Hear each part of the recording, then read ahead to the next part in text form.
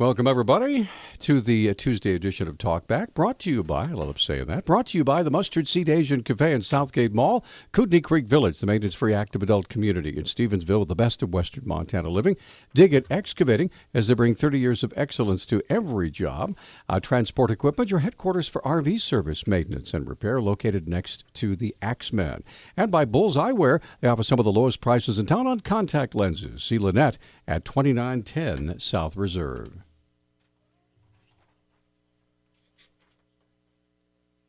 Okay, welcome everybody. We have, we're good. I got your back, man. Probably got your headphones in this case. Thanks, Peter. Morning, John. How are you? I'm great. How are you doing? Fabulous. We have the fabulous Angie. Well, I'm sure nobody's ever done that to you. Right? No, I love it though. Maybe everybody should start. Wow, seriously? That's a great old Rolling Stones song.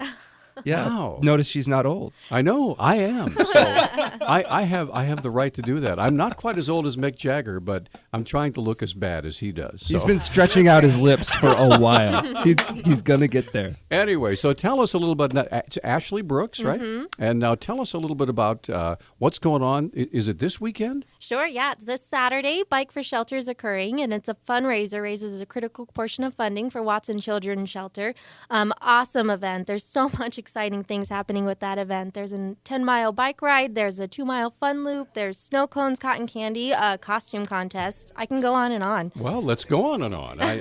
Well, first of all, I want to know a little bit about the Watson's Children's Shelter. The Bike for Shelter is obviously a fundraiser. Is this your biggest fundraiser for the year? It's definitely one of our biggest. We have two, and this is the one that occurs in May. We have another that occurs in fall.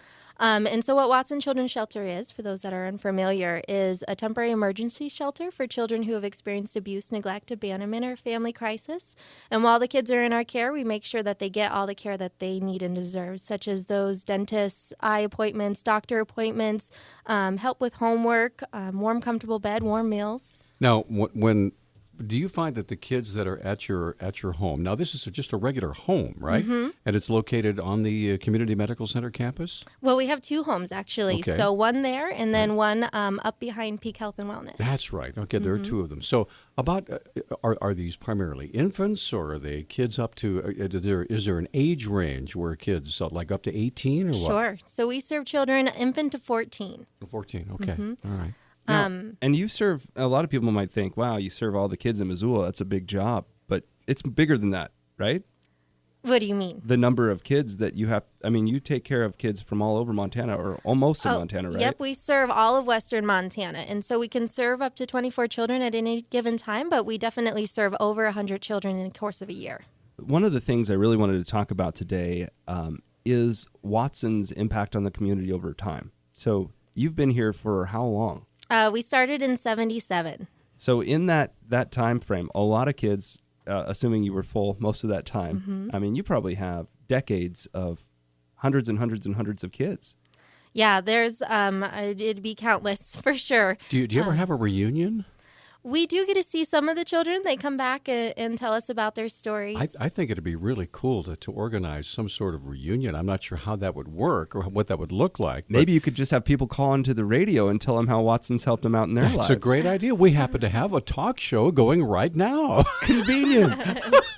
And the number is 721-1290, in case you're wondering. Oh, before the show, we were speaking. You were telling me some really touching stories about some of the people that had been helped through Watson's. Now, keep in mind, these are kids often that have run into difficult situations in life because sometimes the parents are in trouble with crime, sometimes the parents are deceased, all kinds of horrible, horrible situations.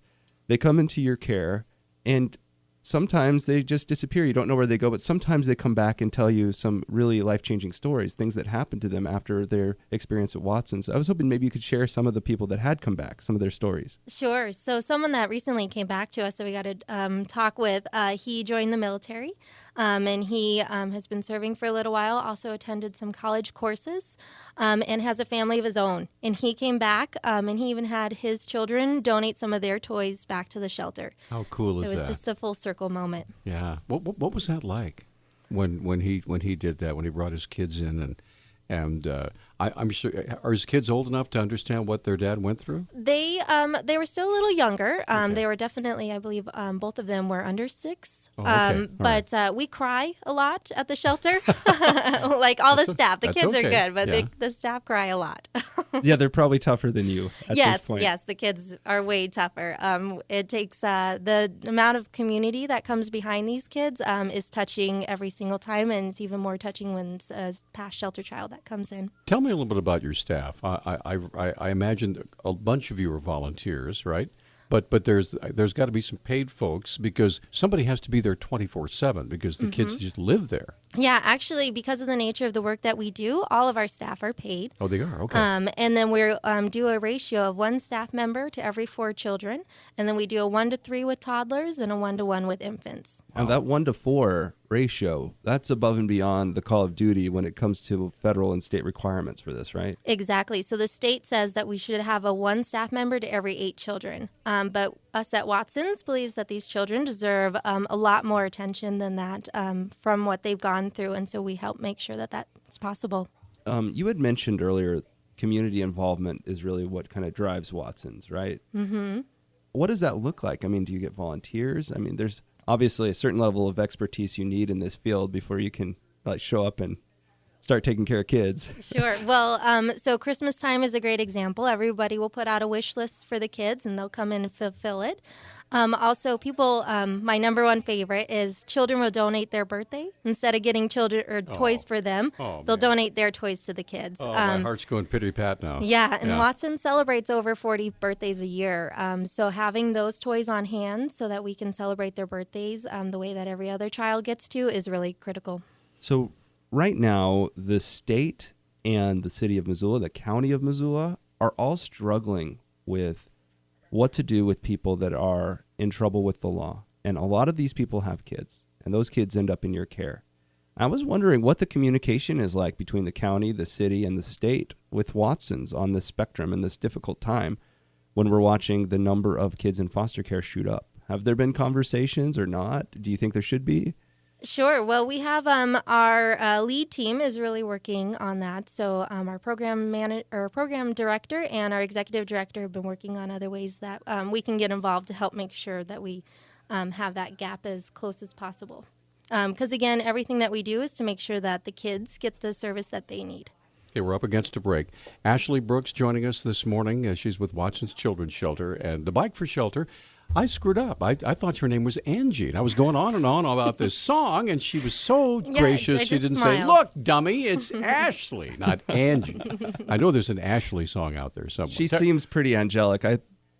I doubt she'd stick you with the trident or anything. Well, who knows? I don't know. Look out. The half hour is young. So, by the way, all 3 of our lines are open. If you have a question or a comment or maybe an experience with Watson's Children's Shelter you'd like to encourage folks, give us a call at 721-1290. Okay, welcome back. This is Talk Back. We're talking with Ashley Brooks, Development Associate. What is a Development Associate? I'm always intrigued by titles. So what does a Development Associate do? Well, I tried to make them go with rock star, but they weren't really accepting that, unfortunately. I like that. So what I do is I deal directly with the community. I come talk to you guys, and I work with donations and planning the event, so planning Bike for Shelter. And I work directly with our executive director and development director. Okay, wow. So how many people work for Watson's? You obviously you got a 1-to-4 ratio, so that's what, like about 12 people right there almost, or? Yeah, sure, more. So we have probably about like 30 key staff members that work directly with the children. And then we have a leadership team that includes the admin side of probably about 7. And we also have 2 case managers who they are rock star status. So they're the ones that make sure that the children get to their appointments, that they get scheduled.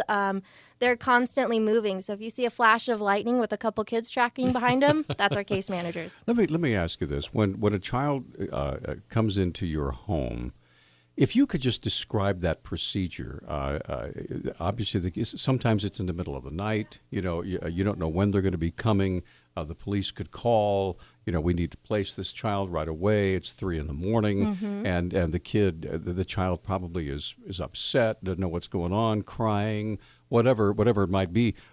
How do you folks handle that when the child first comes into the building? Sure. So commonly the children come in scared, and it can be at any time of the night. Right. We're always open for the kids as long as we have an unfortunately, open bad bed. things happen in the middle of the night, you know. So anyway, Yeah, so they'll come in scared and nervous, and our staff is very nurturing. So they'll help make that child feel as safe as possible. And often, the very first thing that we ask is, "Are you hungry?" Mm-hmm. And so the kids sometimes will be, and so we'll make them up a meal. Then we'll get them set up for the night, and we won't do any paperwork or things of that nature right away because at that point it's really late. So let's not do paperwork. Yeah, kids get to luck out on not doing paperwork, it seems. You Yeah. take them to the hospital, you got to sit there for 10 minutes filling out things, and they just sit there and play. do the kids have their own rooms? They do. So each Wow. child has their own room. That might be a really different for some kids who've never had a room of their own. Yeah, and then we'll also make sure that they get a full wardrobe of outfits if they don't come with some of their own, because oftentimes they won't. Or if they do come, things are tattered and worn down Sure. and need to be updated anyways. All right. So maybe difficult question here, but we've heard that Montana can't really meet the need of its kids right now, that there are too many kids in the system for the system to take care of them. Is that true when it comes to the viewpoint of Watson's Children's Shelter? Sure, we still sometimes have to turn children away, but we're very diligent in trying to make sure that we keep a waiting list so that the moment that a bed opens up, we can call them immediately. So is that waiting list usually full, sometimes full, and how many kids are on it usually? It varies, but probably we can see about 3 kids, maybe a sibling family on there, a sibling group. It definitely varies week by week. You said you have rooms for each kid. What if like a brother and a sister end up there? Do they sleep in the same room, or do they get separate rooms, or? We encourage separate rooms, but sometimes the kids will come in and they're so used to caring for their sibling as they've done for years now. So Or they feel a bit nervous without them. they maybe. feel nervous without them, exactly. So we'll be able to put them in the same room for a little bit, but then eventually we want them to have their own space. Why is that important for them to have their own room? I mean, because I can understand, you know, I was growing up, there were dorms, there, you know, we have bunk beds and all that kind of stuff. You know. Cruel parent alert. I throw all my kids in one room. So. Okay, so why does each child have their own room? Well, I think for 2 different reasons. One, a child shouldn't feel like they have to care for their other parent or for their child or their sibling, sorry. So they don't need to be the parent in that relationship. So we try and help them feel like they're a child again. And then next, it's just awesome to have your own room. You Yeah. get to put up your kitten calendar, poster board. It's really exciting. So you had mentioned Christmas and birthdays. How do kids know about Watson's Children's? For example, I grew up in Missoula. I didn't even know Watson's existed until I was an adult, really. Or even after I was an adult, I didn't really realize what it was, that it was a crisis center for, it might have been the YMCA as far as I knew. Mm-hmm. So, I mean, how do these people come to find out about you and get involved in that community? Well, our major events are a great way. So often, Bike for Shelter is coming up. So we'll see a couple groups come out there and a whole bunch of new individuals. And those individuals are a part of service groups. And then those service groups get involved, or churches. We just see a little bit of everything. Have you found that there are some groups that have just kind of said, adopted you guys? Okay, you guys are it. They come in, they see what you're doing. Okay, this is it. You guys are the number one focus of our organization. Has that happened? Yeah, we have a couple key organizations that do that. And then we also have a couple just donors that are very loyal to us, including kids. So I was talking a little bit about birthdays. So there's one little girl, we see her every year at the same time. It's just amazing. Wow, that is pretty cool. The aid that comes in, obviously I assume you use some of it for staff, but the question is more about where it comes in from. Like if you were to draw a big pie graph in the sky, that's what we're going to do with the radio signal here. So look up Missoula. If we were going to draw this big pie graph, I mean, how much of the money comes in is from people just donating? How much comes from the state or the federal government? That sort of thing. Sure. So 51% comes from the state, and about 49% is raised through grants, our 2 major fundraisers, major donors, and then just community donations. Okay, so Now, it's about half. Do you have stores around the area that give you discounts? Because to feed all those kids, you got to have a full pantry and Yep. the full refrigerator, and you need Pampers, and you need all the toiletries and all the things that go along with raising a whole bunch of kids all together, and it's constantly moving. I'm sure you have to replenish that store a lot, right? Mm-hmm. Well, some stores will give our donors discounts. So we had a group of young ladies come in and they wanted to buy new comforters for all of our beds, something that we have to do for licensing to make sure everything's fresh and up to date. And so they got a huge discount from one of our major box stores here. And then they were able to get new comforters for all of our beds in the shelter. Well, that's cool. If you tell people you're from Watson's Children's Center, will they let you cut in line at Big Dipper? I try it all the time. I wear my name tag just for that reason. It's not for me. It's for the kids. It's for the Slurp, kids. slurp, slurp, slurp. Yeah. Well, Help me take care of them. I'm just sampling it. So anyway, we're going to take a little break. Come right back with more with Ashley Brooks from Watson Children's Show, talking about the Bike for Shelter. When we come back, we'll continue talking about the event itself, when, where, how we can get involved, and all that good stuff. And if you have a comment, give us a call at 721-1290. Okay, it was going to be music there, but I guess not. All right. Well, we are back. They figured you already had the Rolling Stones on Thank you. hand. I know. I'm sure. Never mind. We have Rub a it question. in, John. We have a question from Katie. She says, how long is the average stay at Watson's? And is it possible for a child with no other options to stay until they can be on their own? Sure. So kids stay with us on average 60 to 90 days, but some can stay definitely longer if they need it.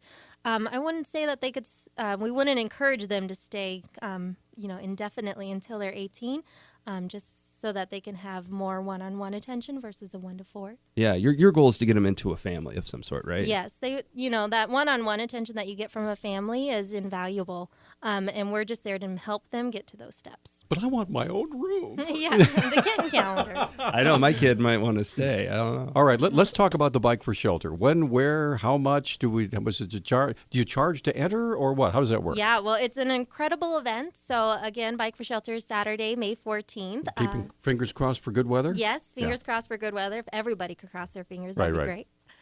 And so the event has an 11-mile bike ride, a barbecue lunch, cotton candy, snow cones, mascots there, live music. And registration's now open online at bikeforshelter.com. And it's $40 for a family and $12 for an individual.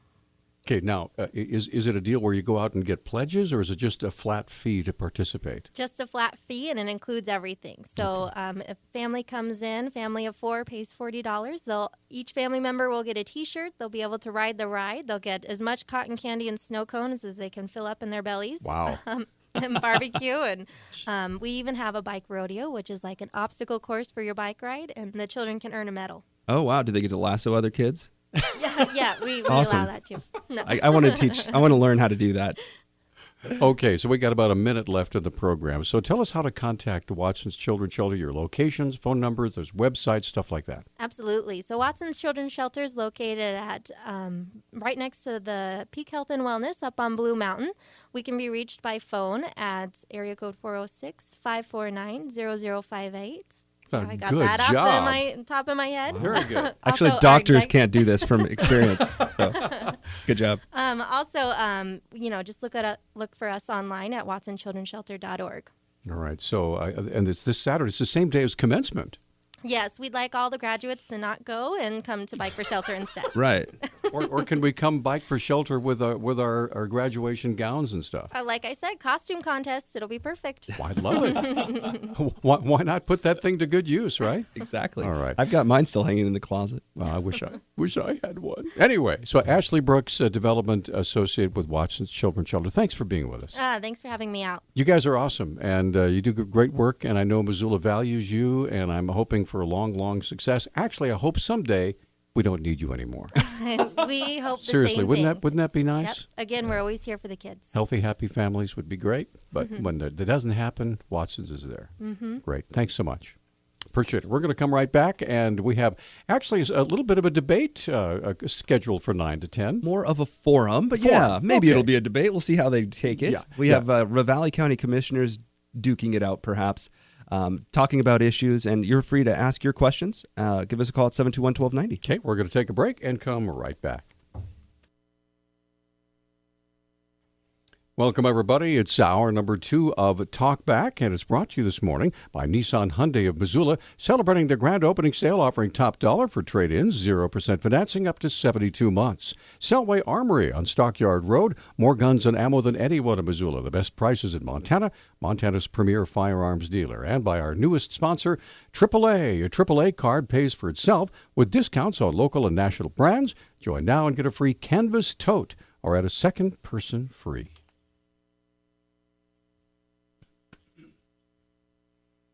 All right, here we are, ladies and gentlemen. Welcome to our studio. I want to say hello to Chris Hoffman and J.R. Iman, both vying for the county commissioner's seat in Ravalli County. Now, J.R., you are the incumbent. Is that correct? Yes, I am. All right, and of course, Chris, you're the current sheriff. That's right.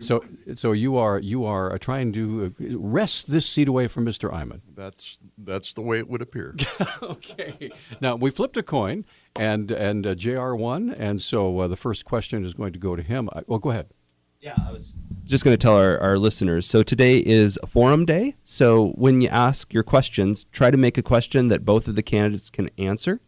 That's basically the only rule. Other than that, the phone lines are open, 721-1290. All right. My first question to both of you gentlemen is, we're here in Missoula County, and of course we cover Ravalli County with our signal.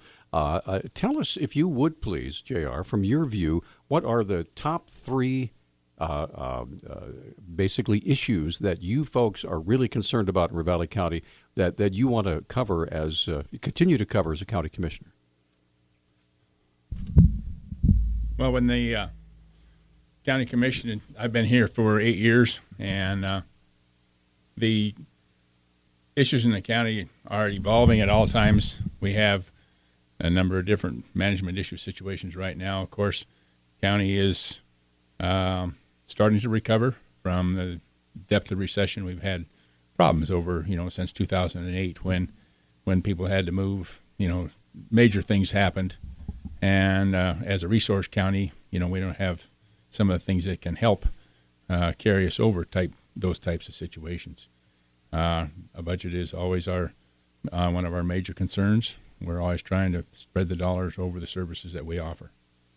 Over the last 8 years, we've had to reduce operations, reduce people, revamp, change, adapt. And now we're in a situation where, the building is starting to turn back a little bit. We don't have people in the Bakken. We don't have some of the situations that we had for a long period of time. So people are not leaving Ravalli County to go someplace else to work? In my career in real estate, and also for the county over the last 30 years, we're always in a state of flux. Major recessions, are extremely hard on resource counties because there just aren't the jobs. We've lost a lot of that impetus through national forest situations where we don't have the kinds of resource jobs that we used to have. And so that puts pressure on everybody. Okay. All right. So, Chris, your turn. Well, Peter, JR's right. There is just a lot of things that we need to be working on in Ravalli County. And in my opinion, probably the primary focus should be on delivering services to the community. That's why the taxpayers pay us to be there. That's why each and every department and each and every office in county government exists to carry out state law and to provide those services to the community that the community can't provide for itself. So I guess my main focus, and probably one of the reasons why I want to move in to the commissioner's office from the sheriff's office, is to do what I can to ensure that we're delivering service in the smoothest, most efficient way that we possibly can. And then, some of the other issues that I feel like haven't been worked on adequately in my time as part of county government are issues like economic development. I know we hear a lot about it, but what's being done to improve the infrastructure of Ravalli County? What's being done to ensure that we've got solid, good broadband that would attract and maintain high-tech business, clean industry, those kinds of things? I just don't hear enough about it. And then I guess probably the thing that we've talked about ever since the campaign started is I'd like to redirect the attention of the Board of County Commissioners to their fundamental duties and get them out of the day-to-day business of managing or trying to manage every single office, every single department, hands-on day-to-day, I don't think that's their job, and I think all it has done is create a layered bureaucracy that makes it harder for us to deliver services. Okay, go ahead, John. This is the one that should light the fire here. Basically, I would like you to talk about where you disagree with your political opponent the most. What issues separate you from each other so that the people can kind of distinguish you as what you'll stand for in county government. Okay, Chris, you go first on this one. Well, we've said from the outset, both of us, I've known JR a lot of my life. He's obviously much older than I am. You can tell here in the studio. But you said you wanted to light a fire. But this isn't personal. This isn't about. You're probably not going to see a lot of fur flying in here this morning. But the bottom line, I think, the biggest difference between us is, JR will tell you experience. I will tell you experience. I've been a public servant for 32, going on 33 years. I know how local government is supposed to work. I know what the issues of local government are. And I've seen so many changes in the Bitterroot Valley, or rather local county government in the Bitterroot Valley over the last 13 years, that I think I can have an influence on turning it around and making it more efficient. One thing for certain and for sure is that I think when the people pay an elected official to be there full time, he should be there full time. He should be available to the community at all times. I think probably I qualify there. Okay, let's JR. Go ahead. Are you saying with that answer that you don't have any disagreements with him?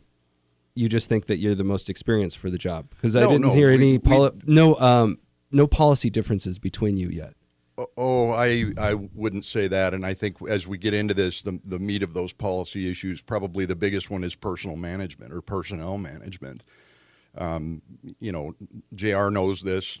Most of the rest of the Board of County Commissioners knows this. We really need to hire, attract, and maintain good staff, good employees. The commissioners need to trust that just as they were elected, the other elected officials in Ravalli County have a job to do, and they need to be left alone to do it. The job of the commissioners, frankly, in my opinion, in terms of elected officials, should be the most humble position in the county. They should be there to support, not direct, but support and make sure that each office and department has the resources they need in order to. Okay, hang on right there. Jerry, I want to give you plenty of time to answer that because we're up against a break. So when we come back, you can basically address the same thing Chris did. All four of our lines are open. You folks in Ravalli County, these are gentlemen that one wants to stay your county commissioner, one wants to be your county commissioner. Give us a call at 721-1290. We'll be right back.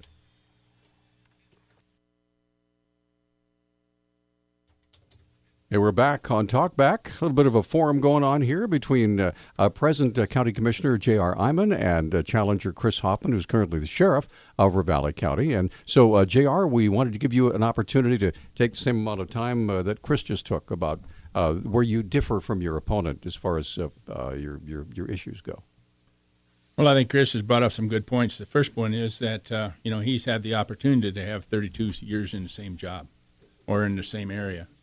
When I entered the race for county commissioner 8 years ago, the county had started a new experiment, and that experiment was to go to 5 commissioners and 4-year terms, which was a tremendous change from most other places in the state of Montana.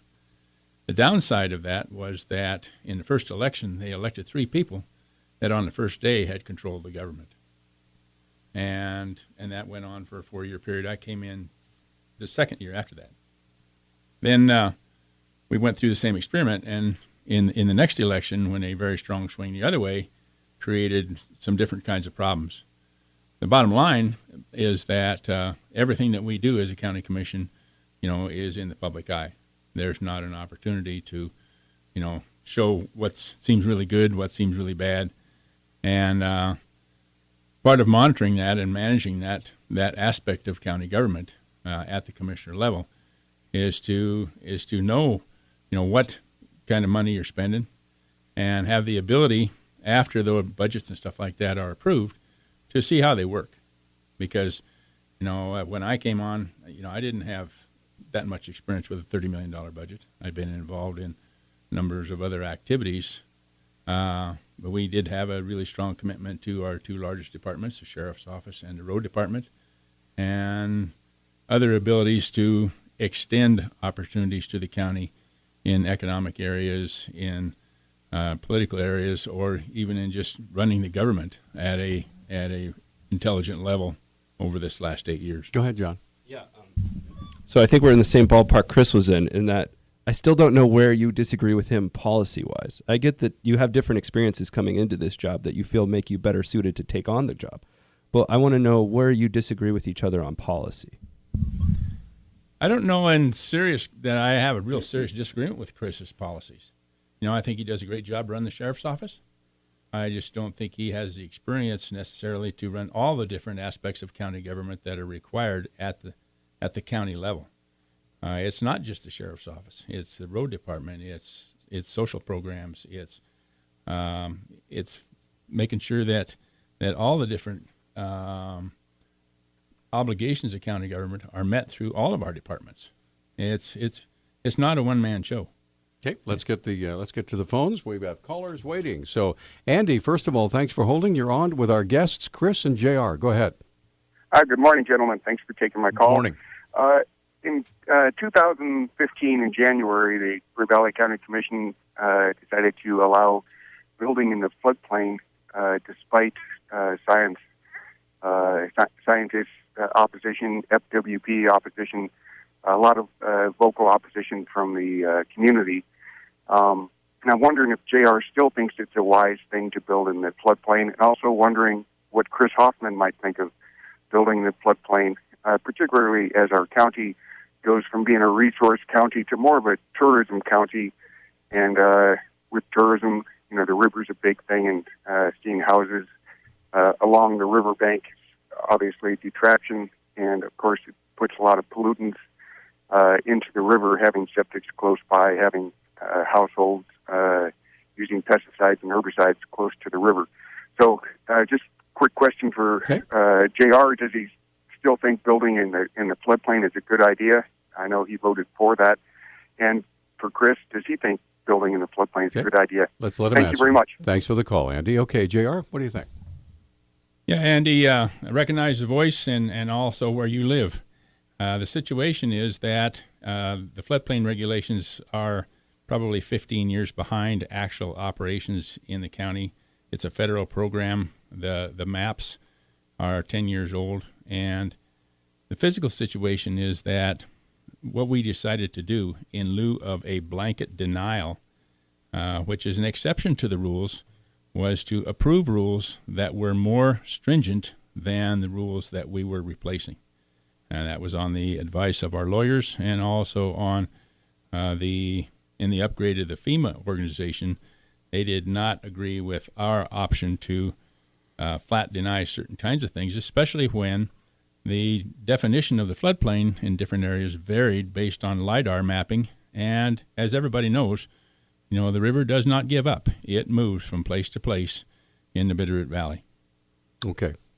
Chris, what do you think? Well, I'm not sure what I just heard there, and I guess that's one of the issues that I've watched over time. Thanks for the question, Andy.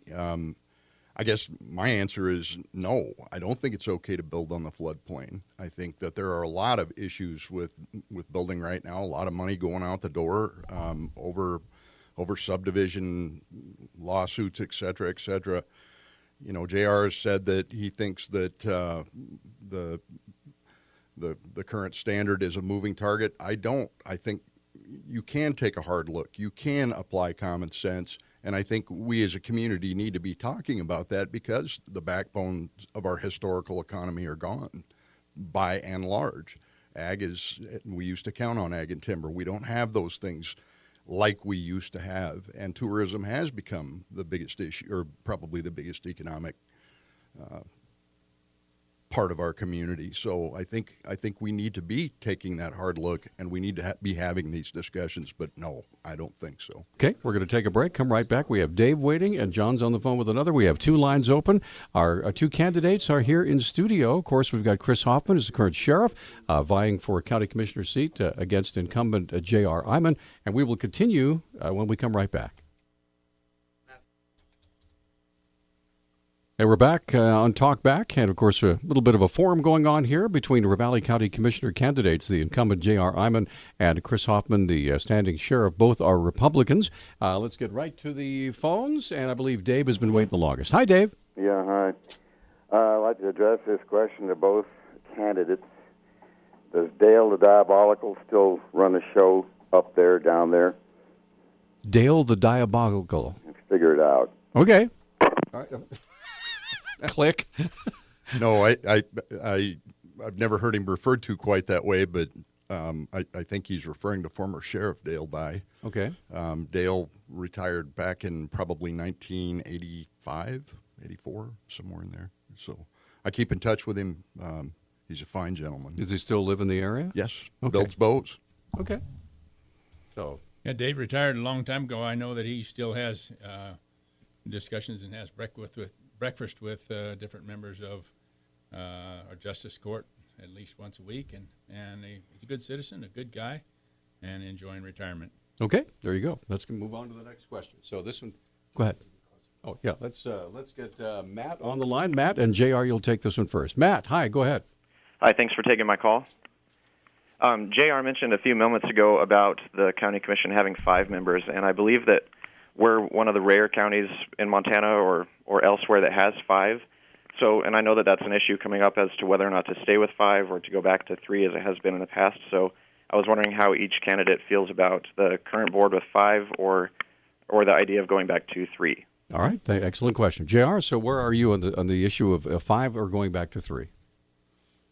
I've lived through the experiment with 5 commissioners. In my opinion, it was a really bad idea. The county paid a lot of money to train 5 people to make decisions as laymen on a lot of things those decisions should be made at a more in an arena where people have more experience. I will vote for 3 commissioners. I will also vote for 6-year terms.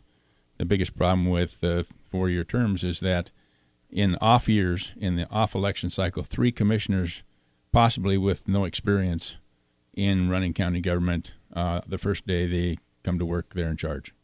And that was, in my opinion, a bad experiment. And I'm a supporter of 3 commissioners, 6-year terms. Okay, what do you think, Chris? Thanks for the question, Matt, and I agree. Frankly, an experiment is a good word for it, and I think it is that not that we were one of the only counties. We're the only county in the state of Montana that currently lives under our form of government that has more than 3 commissioners. Not even Yellowstone County has 3 or 5 commissioners. They get it done with 3. What is the population of Ravalli County as opposed to say a large county like Yellowstone with hundreds of thousands of people? Exactly. We can only estimate at this point it's somewhere between 40 and 45,000 people. Okay. The 5 commissioners are the reason, in my opinion, one of the reasons why we have this deep level or these huge layers of bureaucracy. So I want to pivot off something that Chris said earlier on in the show, which was kind of an indication that you felt that the county commissionership was getting involved in too many areas of life when it came to the rest of the bureaucracies that run or help to run Ravalli County. So I'd like both of you to kind of express where you see the limits or where you see the potential for more success in county commissioner involvement. Chris, you first. You bet. We've all in local government, our jobs are spelled out and limited by state law. Each one of us has a job to do. But there has been a push, and it's an insurance push, quite frankly, to consolidate all authority under the office of county sheriff. And it makes some sense when you think about it from an insurance standpoint, because you can potentially reduce liability. I don't think that's been the case in Ravalli County, but I think that is the theory, and that's what they're operating under. But even MACO, makes the comment that because a number of other county officials are elected directly by the people, the county commissioners cannot directly control all government policies. But they go on to say that they do have to budget for these offices, but they have little or no say in how they're run. The fact of the matter is JR and maybe 1 or 2 others on that board over the years have interpreted that statute and that philosophy from MACO that gives them their authority, and it is primarily budget authority. They've interpreted it to mean that they have a direct supervisory, that basically maybe the sheriff works for them. Or what I've heard over the years is really the sheriff has no employees because the county commissioners pay. They're the ones that write the paychecks. That's kind of like saying that if you were ever in the military that you work directly for the Secretary of Treasury. It's created issues for us. I don't, what I need for them to do is to support me. I go up there, all of us as department heads or elected officials go up there, we work out our budgets with them, they give us what they're going to give us, then it's up to us to make do with it. And we have to make those decisions day to day. What's happened over the last 4, 5, 6, even 7 years is that even after that budget is let, the commissioners are exerting authority over other elected officials, and it's just not working out. It's creating problems in delivery of services. JR, go ahead. Your response. Well, I think there is a clear definition between the obligations of the commission and the obligations of different department heads and elected officials within the county. The county commission, by law and by rule, ends up setting the budget, but they set that budget with the cooperation of all their departments. And Chris may think that he's being held under a different level of scrutiny than anybody else. But especially in my position, when I came onto the county commission 8 years ago, we had enough money in the treasury in a total collapse to operate the government for 6 days. And that was based on a lack of sound fiscal management within the county. Over 8 years, I've only been able to raise that 6 days to about 20 days. And where should it be? Well, the state law says not more than 33%, but you have to realize that the county only gets paid twice a year. When we collect taxes and when we distribute those taxes to the county employees for all of our operations, that has to last 6 months. A personal goal would be in that 20 to 25 day range. We've come up very slowly. We're at about 1.5% per year. That's 1.5 cents per dollar of county revenue, and to find that and to consistently work to be able to be solvent without within the limits of the state, because the state provides the aggregate levy under which we cannot go over without a vote of the people. Okay, that's difficult. Okay, we're going to come right back. We have all 4 lines open. If you have a question for J.R. Iman, the incumbent, or Chris Hoffman, the challenger, he's also the county sheriff, 721-1290. We're talking candidates for Ravalli County Commissioner when we come back.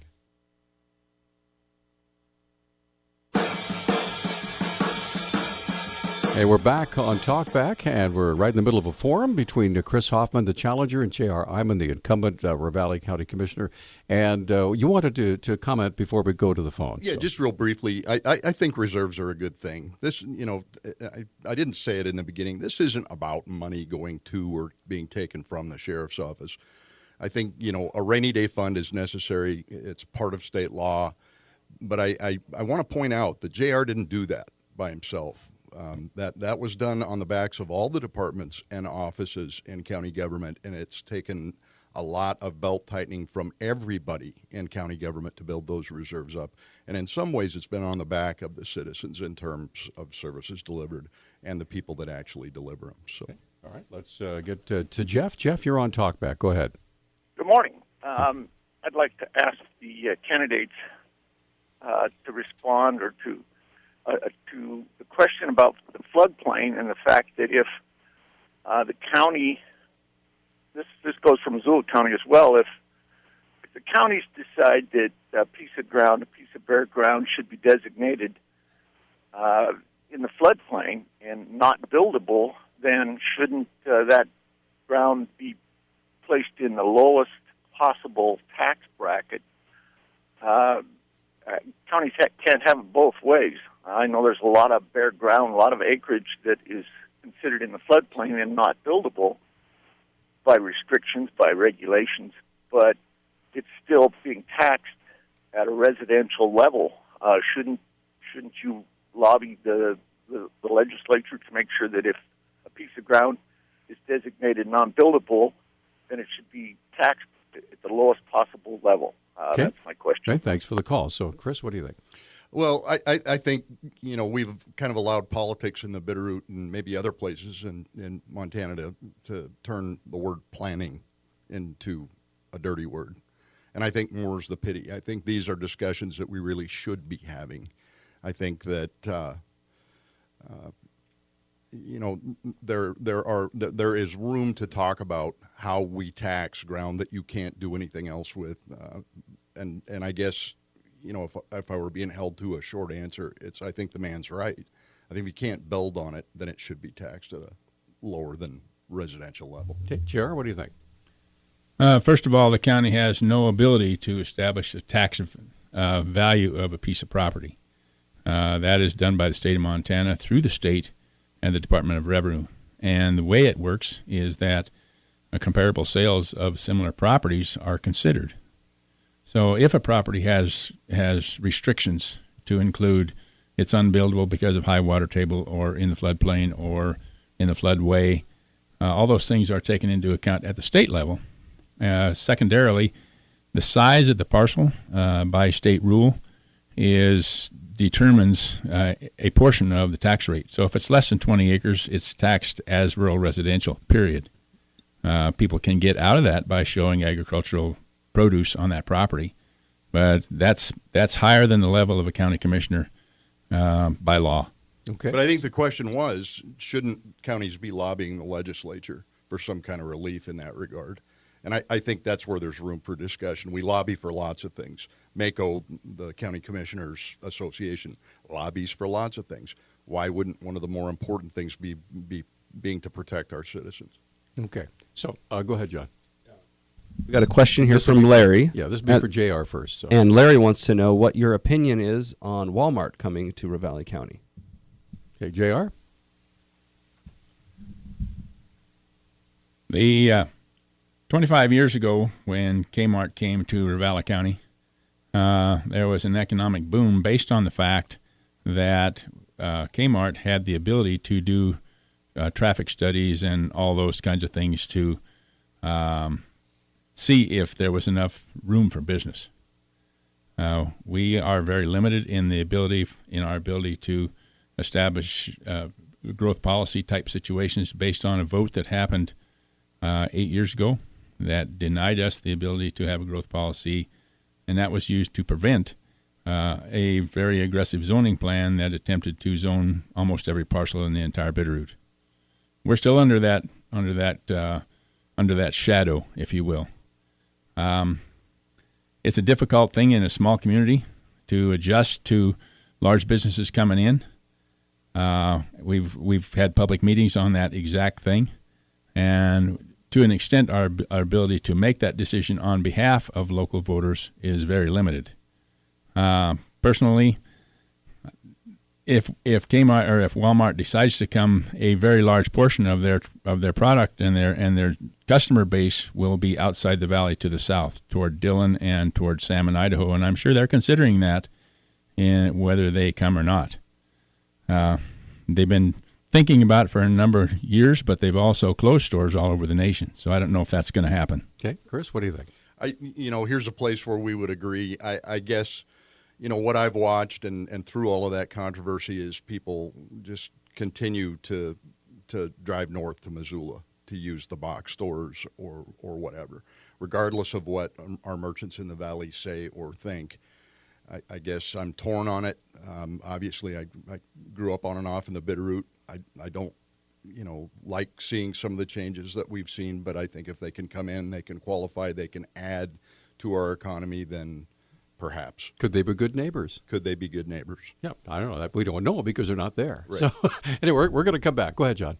We'll take a break, come right back. We have all four lines open if you want to visit with Chris Hoffman and J.R. Iman, talking about issues in the Bitterroot Valley. We'd love to hear from you, especially you folks who live in the Bitterroot. This is an opportunity for you to talk to your candidates. We'll be back.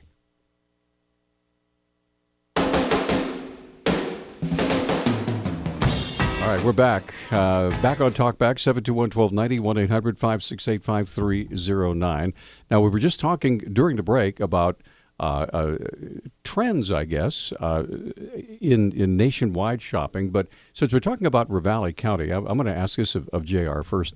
JR, what is the commercial atmosphere like in Ravalli County right now? I mean, is it healthy? Is it growing? Is it suffering? I mean, as county commissioner, where do you see the main deficiencies and positives, if you will, in the Ravalli County business community? Well, first, I think the spirit of the people is to keep trying, and they've shown that through a recession since I was in high school. We've had 3 or 4 major recessions, and we have tremendous peaks and valleys. The second thing is that through the forest management and loss of the use of some of our natural resources at a local level, there is not the investment in heavy industry that existed for a large part of my younger life. We're having a hard time keeping young people right now. Our economy has changed. We're more a suburban type society where we were tending up to almost 1/3 retired people, but over the last 5 years, that's started to turn around. We have people coming back.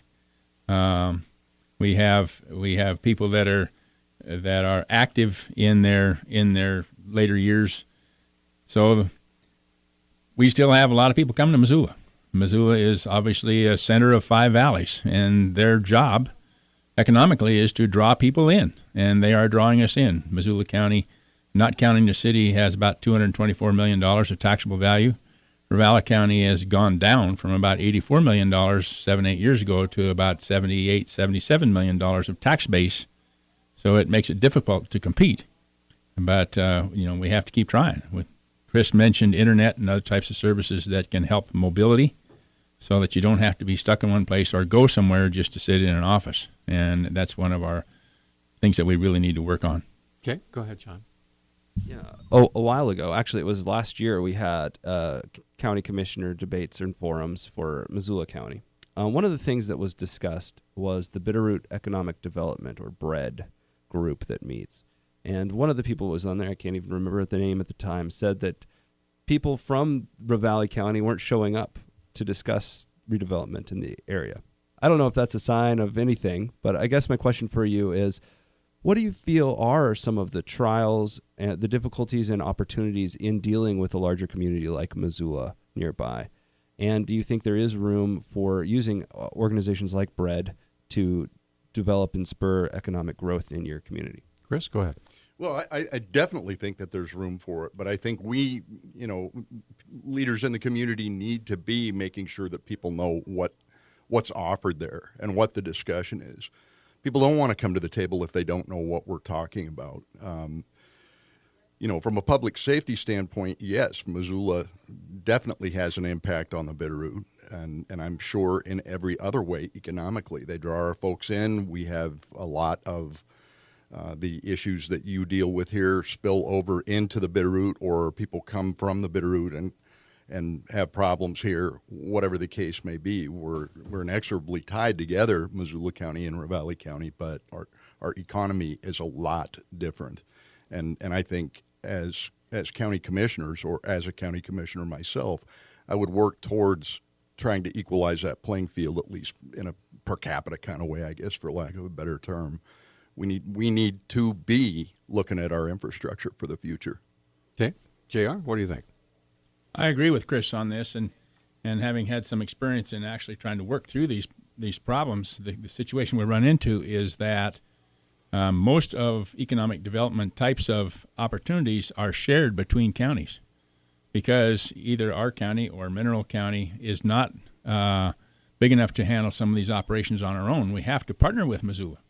Well, when you partner with the big dog, the big dog gets a lot of the big bones, and so you have to find a way. In some situations, we have Mr. TMA, a traffic system to help people get to places they have to be. We have people coming to Corvallis School that are teachers in Corvallis that live in Missoula, because they're still young people and there's not as much types of activities that involve young people in the Bitterroot as there is in Missoula. We also have people coming from Ravalli County to go to Missoula. But right now, 2/3 of the Mr. TMA bus vans are going toward Ravalli County to provide the opportunity to work and also to enjoy the Bitterroot.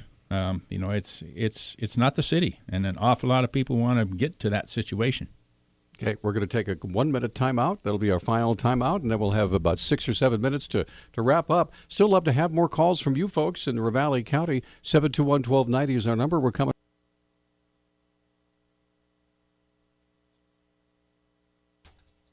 Oh, that was cold, John. That was cold. All right, 721-1290 is our number, 1-800-568-5309. Okay, we're coming down to the last few minutes, so I guess what I want to do, we have calls come in, so I want to make sure to get their calls in first. Our candidates here in the studio, Chris Hoffman, current sheriff of Ravalli County, J.R. Iman, he is the incumbent county commissioner, and Chris would like to be county commissioner. So let's get Julie on the line. Julie, thanks for calling. What's on your mind?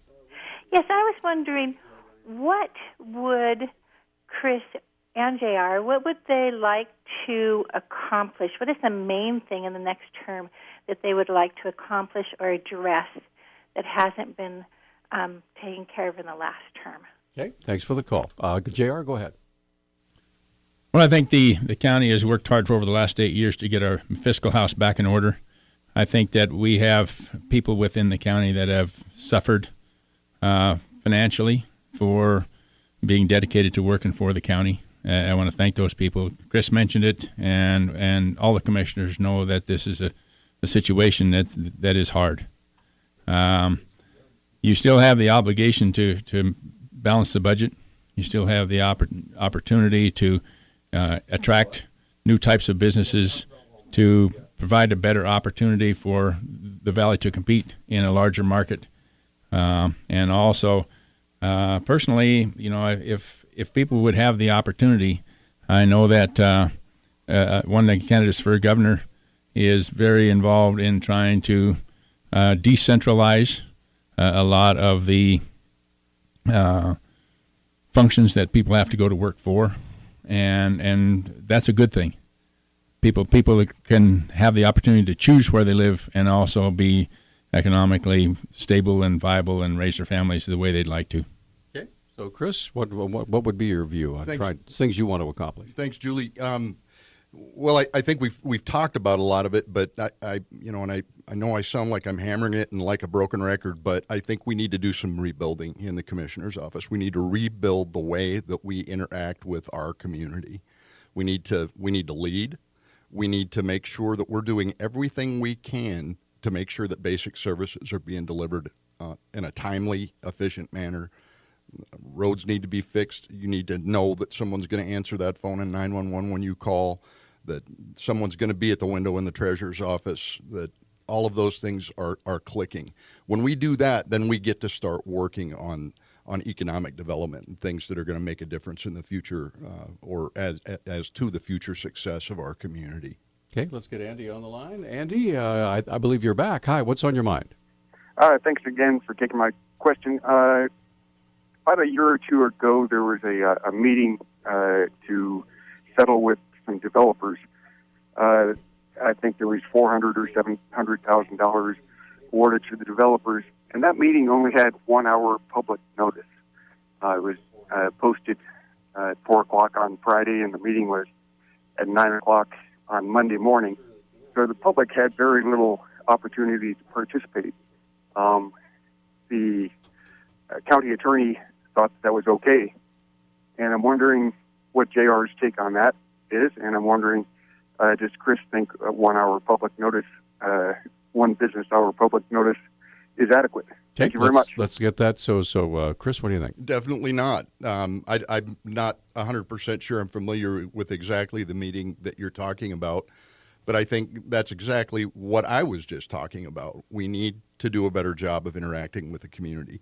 Public officials fail us when they fail to listen to us, and that input is so important. I think going back to 3 commissioners with 6-year terms is probably going to help a great deal, because I think it will make the board more responsive. Okay. JR? I think the particular incident that you're talking about, the county has made tremendous strides in making our meetings more accessible, more transparent for at least 3 years. We changed the physical way that we address meetings. We post both online and in physical locations. We have adopted a program called Granicus. You need to look good in the morning because you're going to be on television all day. And there is absolutely no meeting that has happened in the county over the last 2.5 years that is not of a public record that can be viewed in its entirety, every single word, at the county level. So here's what we're going to do. We have like 2 minutes left in the program. I'm going to give each of you a minute to wrap up and say, hey, here's why I want to either stay or be county commissioner. So you first, JR. Go ahead. I'd like to continue to serve the county as a county commissioner. I've been here 8 years. I've managed 7 budgets. We are in the process right now of my 8th budget. Our main focus and our most largest commitment is to our law enforcement wing and also to our roads. We have expanded our opportunities to try to get jobs into the county and to make the budget manageable and also to build our reserves back till we have the ability to operate the county in a safe and efficient manner without borrowing money. The other thing that's extremely important is that we have to be accountable to the citizens, and I think I've done that over 8 years under 3 different groups of commissioners. I would look forward, although it will not be my operation when we go back to 3 commissioners, which I think we will, and that will be a blessing. Okay. Chris Hoffman, 1 minute. Go ahead. Well, when we've talked about this through the morning, probably the biggest question I get is, why would you want to leave the sheriff's office and run for county commissioner? Are you tired of being sheriff? No, I'm the luckiest guy I know. I've done everything I ever set out to do in my career. I love public safety. This isn't going to come with a pay raise. And it's not a climb up the rung for me. So, the sheriff's office is a smooth running operation, maybe one of the smoothest running operations in county government. My intent and what I want to do as a county commissioner is to basically bring the same philosophies that have built the sheriff's office into what it is to that office, and continue to serve the citizens, possibly, hopefully, in a more effective way than where I'm at right now. Gentlemen, thank you both. J.R. Iman, Chris Hoffman, both you guys did a great job. We appreciate it. Thank you, Peter. You bet. Thank you, John. Thank you, J.R. All right, John, what's coming up tomorrow? We'll have a World Affairs Council Day, and then on Friday we'll start talking with Missoula County Commissioner candidates. All right, you guys have a great day, and we'll see you tomorrow morning.